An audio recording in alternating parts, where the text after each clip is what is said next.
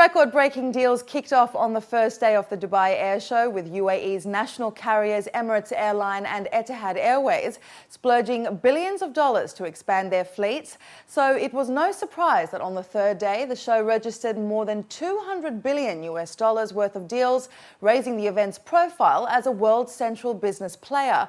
From there, the exhibition went on to record a steady stream of business. Growth, expansion and partnerships are just some of the buzzwords at the event's 13th edition. According to organisers, this is a clear reflection of the aviation industry worldwide and the central role the region and the UAE more specifically are playing in all these.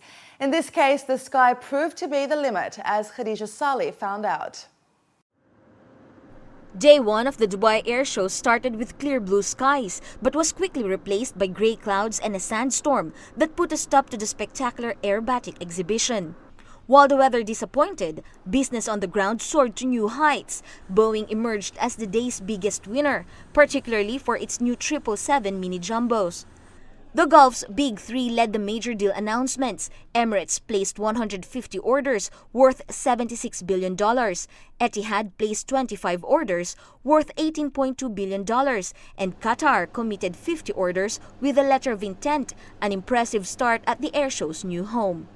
A lot of people were talking, is it far away and things like this, but I think the facility is beautiful, or the facility is needed. It is here, and actually it's much bigger than what we seen in the previous year because of the limited space at Dubai International Airport. Enough parking, enough space, you name it.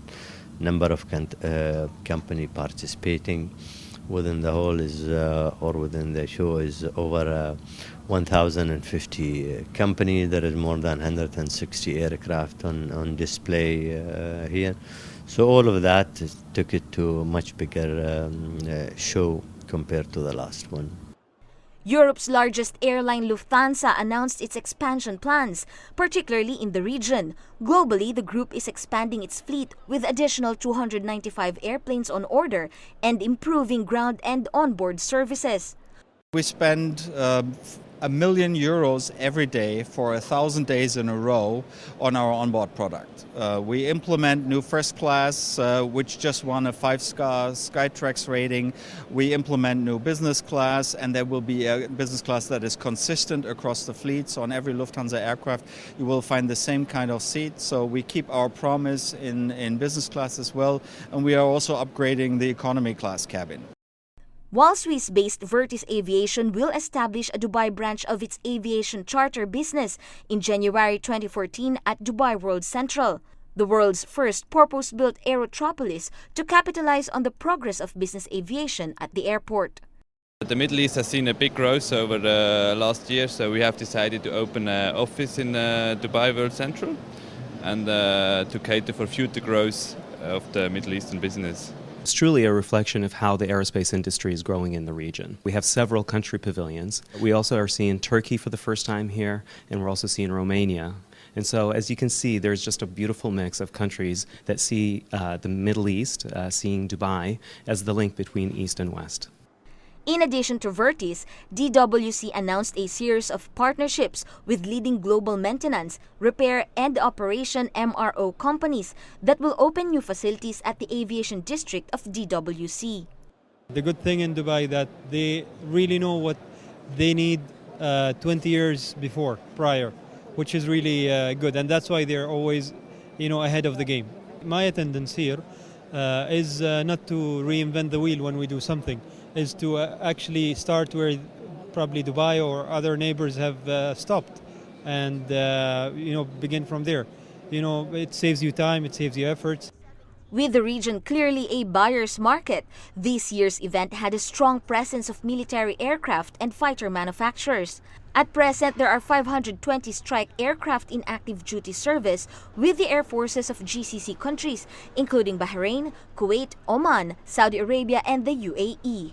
The Pakistan Air Force showcased their aircraft manufacturing capability with the JF-17 Thunder.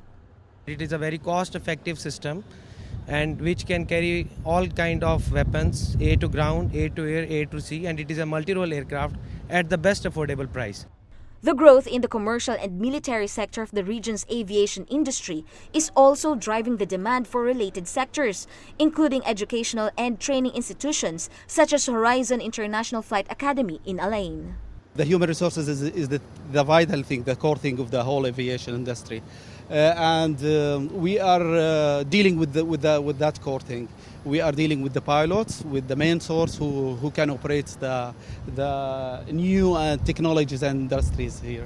IATA predicts that the Middle East will see its strongest passenger growth until 2016, and countries across the region, particularly the UAE, continue to improve and expand its fleet and airports. From the record orders placed and announced on the first day of the event itself to the diversity of areas covered, this air show proves that the aviation industry across the globe is looking ahead at very exciting times. Khadija Sali, UAE Weekly.